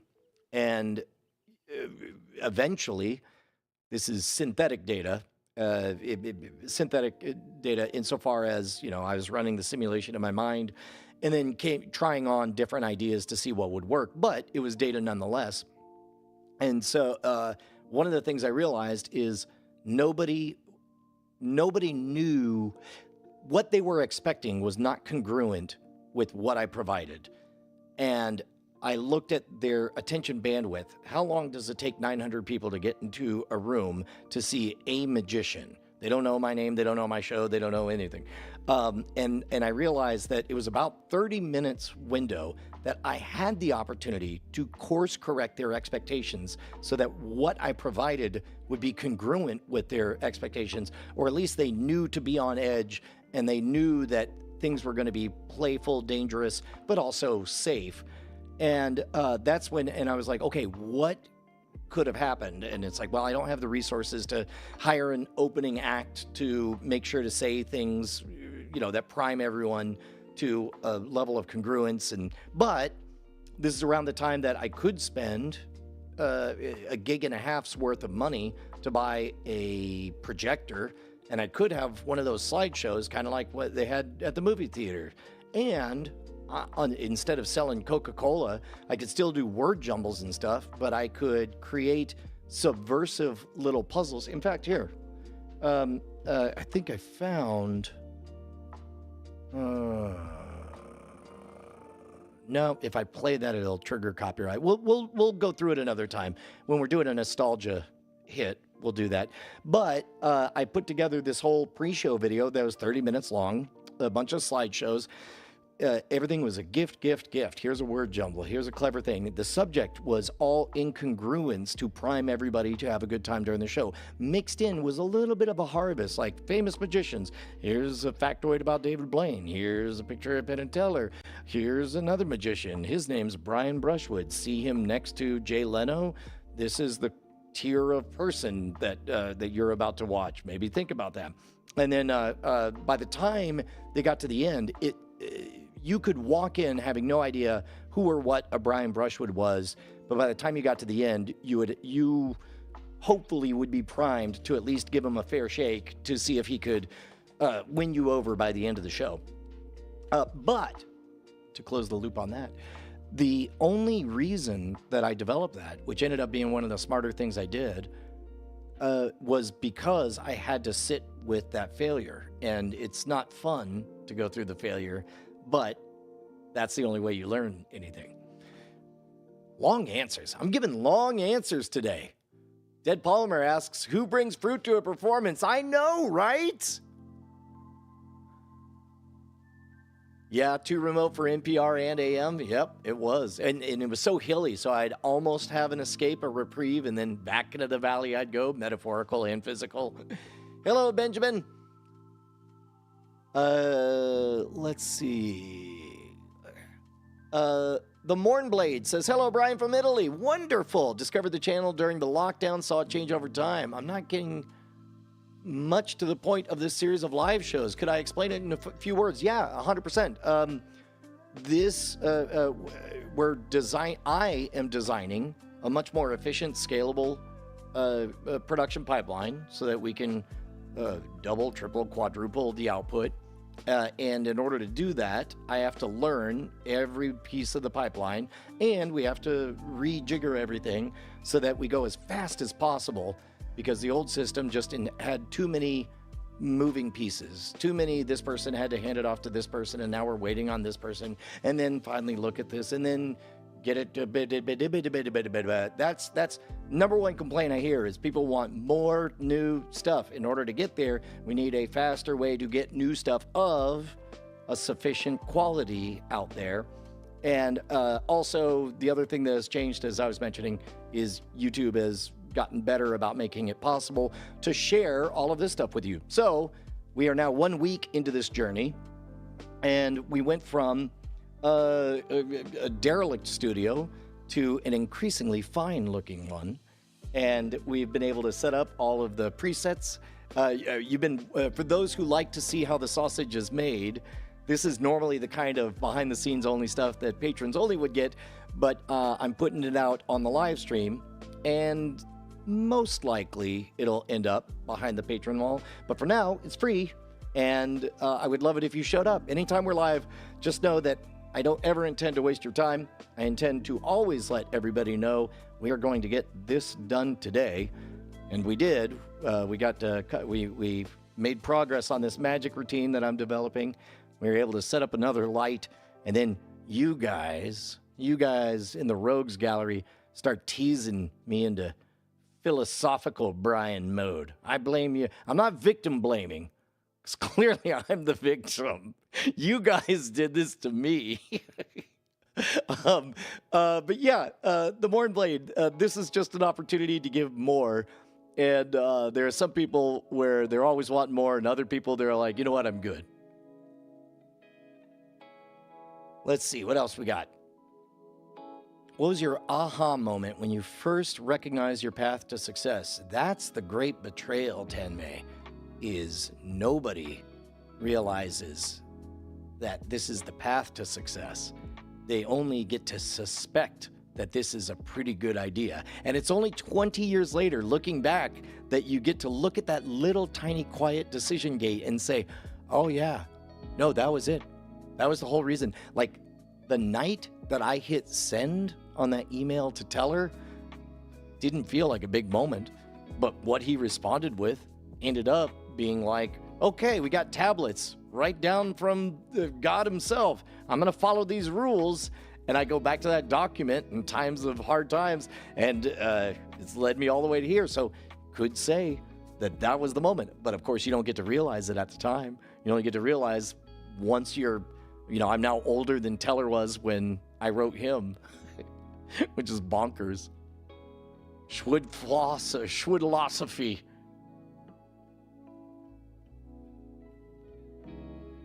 Chris says, the problem with patrons is everyone wants a piece of that. How many shows do I have to join by paying? How much coffees per month? Is one coffee too much? Yeah, that's the mirror image, isn't it? It's two sides, and that's kind of a quiet. You want to get real complicated on top of that. There's kind of two approaches. There's the relational and the transactional.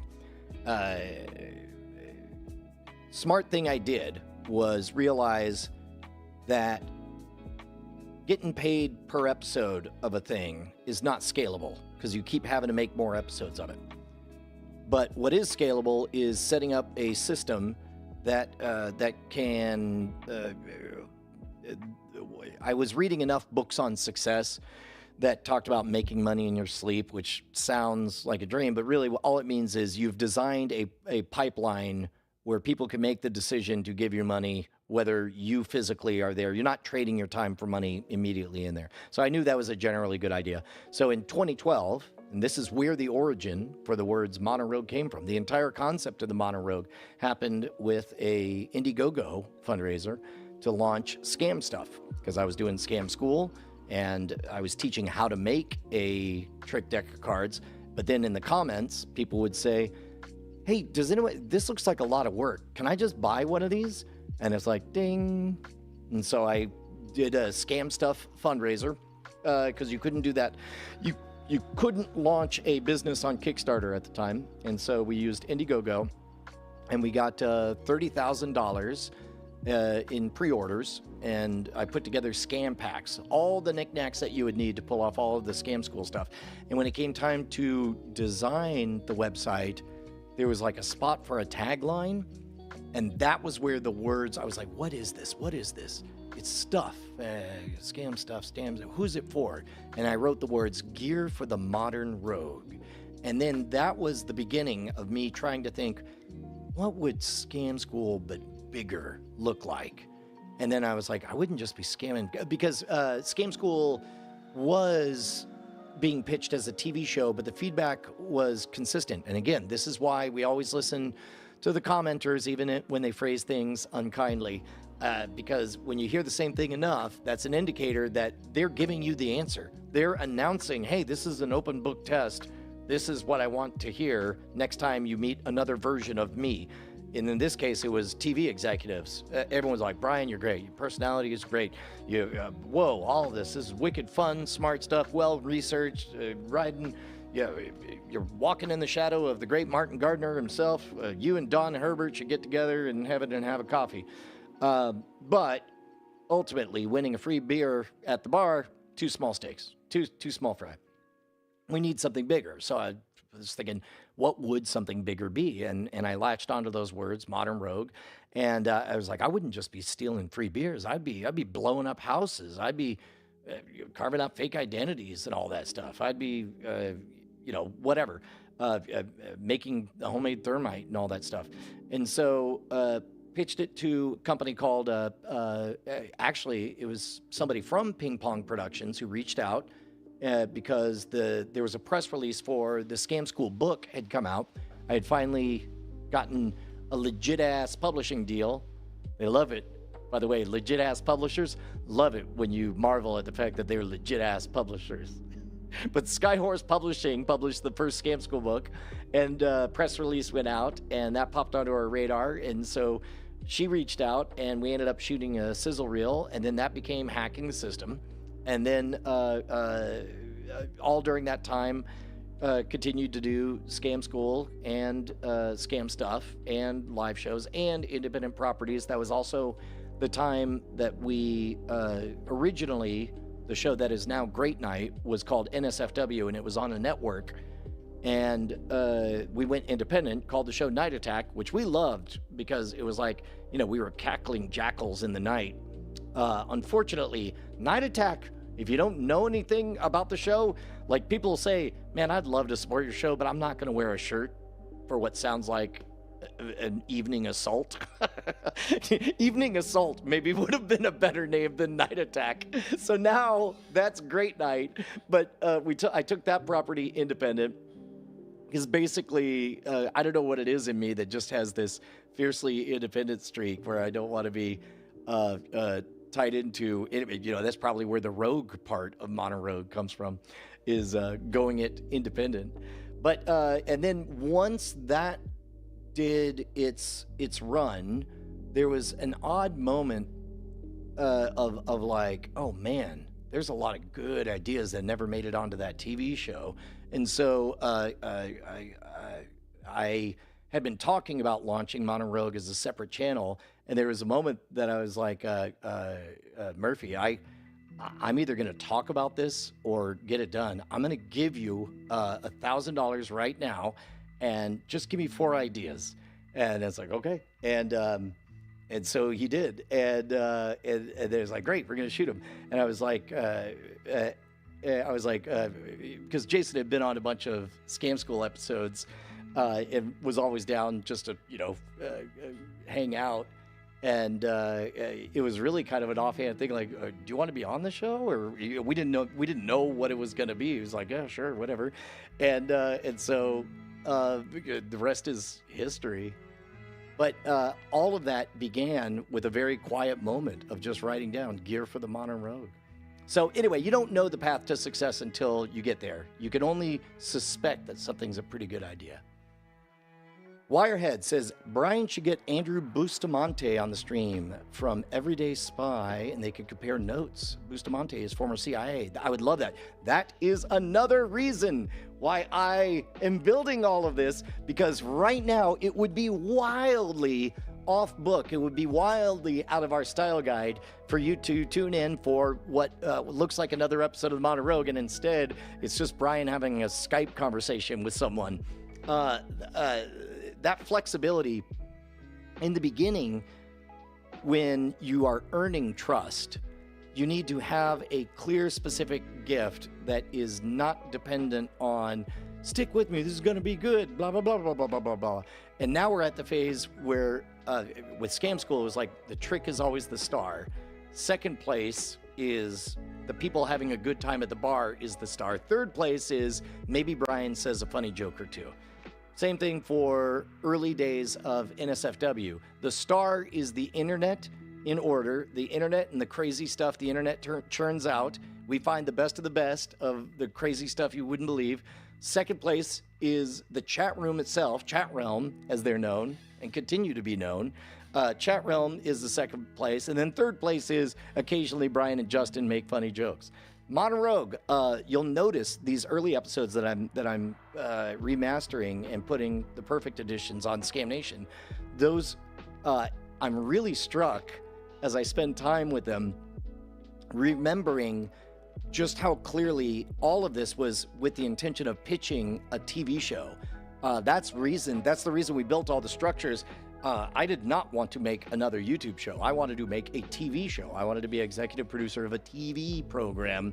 So the thinking was, well, just, if you're going to make a sizzle reel, if you're going to make all this, if you're going to prove that you can make a spiritual successor to hacking the system with a little bit more bite and edge to it, then, might as well do it in public.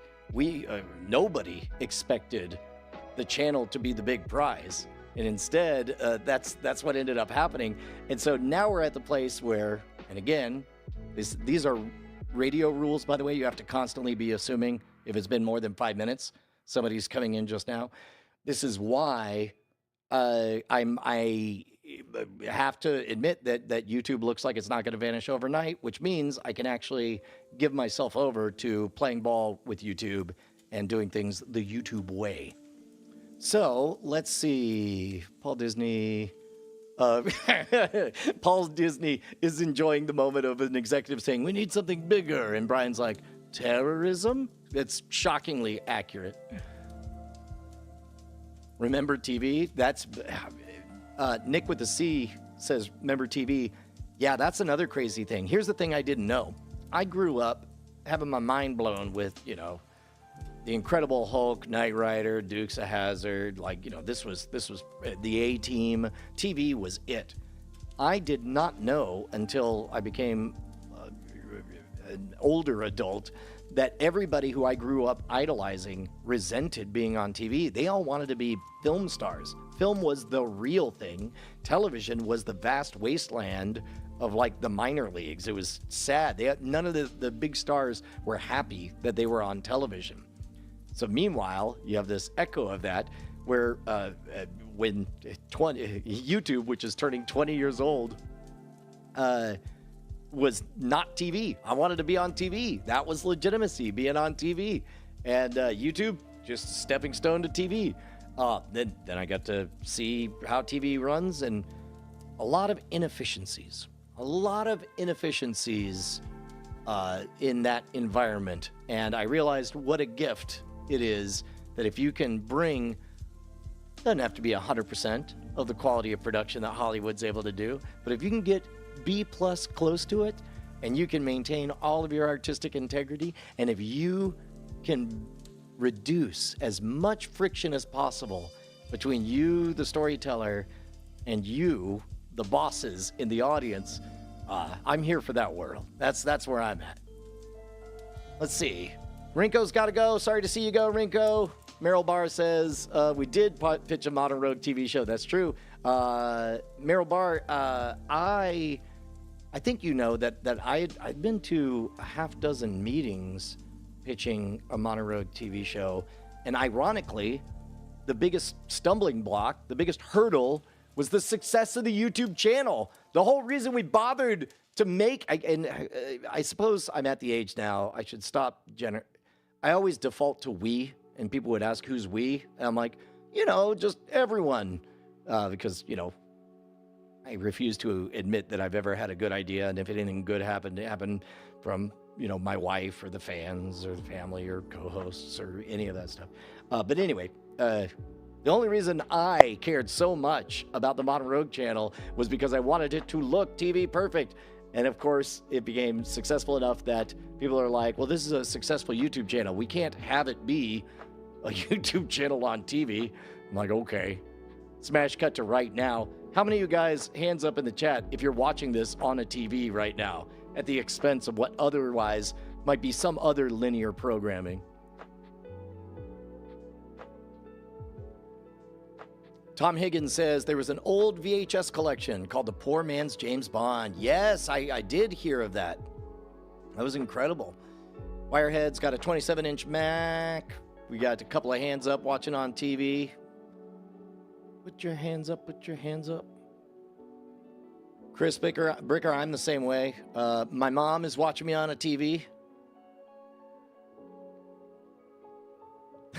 Paul Disney says, I'm not. TV's too far away. I can't be bothered. Boy, ain't that the truth? Is there another World's Greatest Con in the works? Yeah. That one we're having to...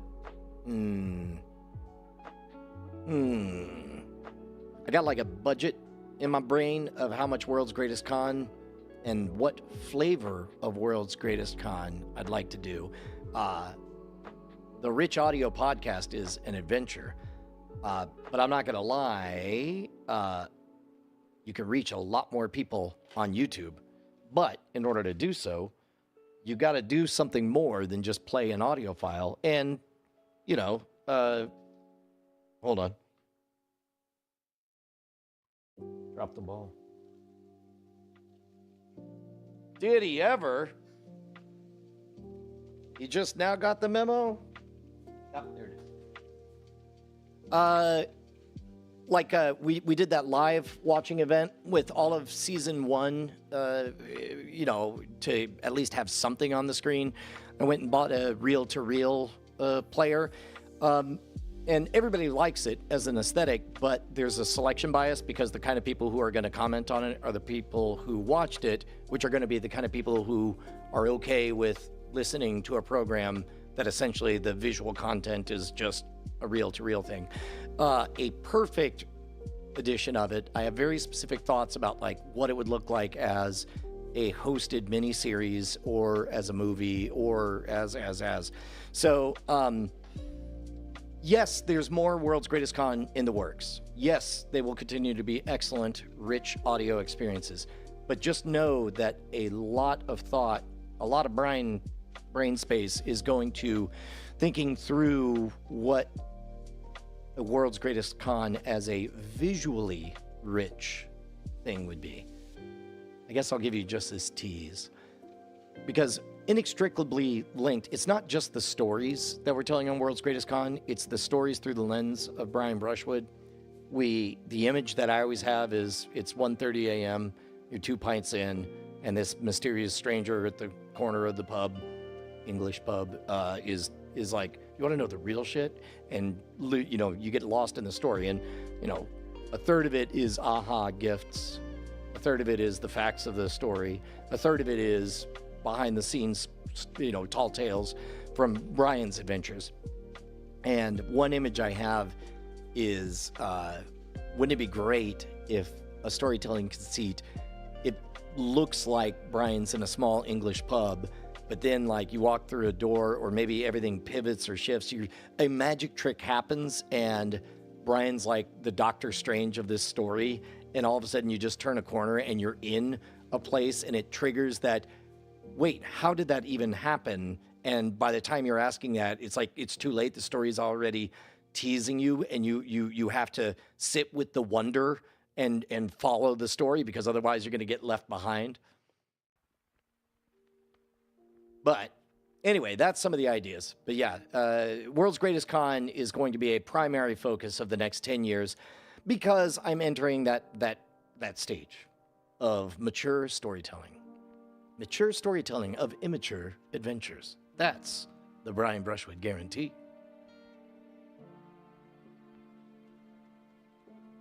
Oh, I'm so glad to hear that. Ashley says that image of the middle of the night at the bar comes through in the storytelling. Man, I'm so glad to hear that. Hello, Dave Industries. Welcome. I would bring you up to speed, but it would only take 12 hours. All right, what are we at? How long have we been running here? A couple hours? Hello, Wake Like KJ. It's pretty good, Tom Higgins. I like that.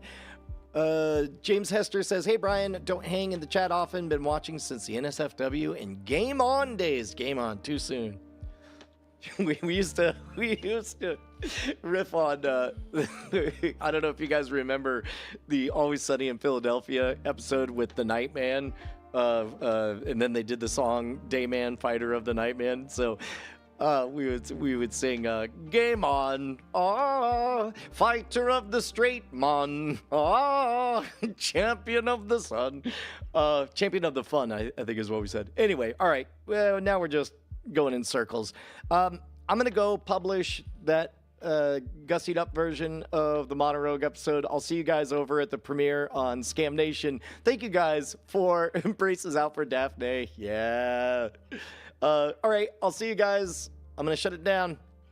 Shut them down. Shut them all.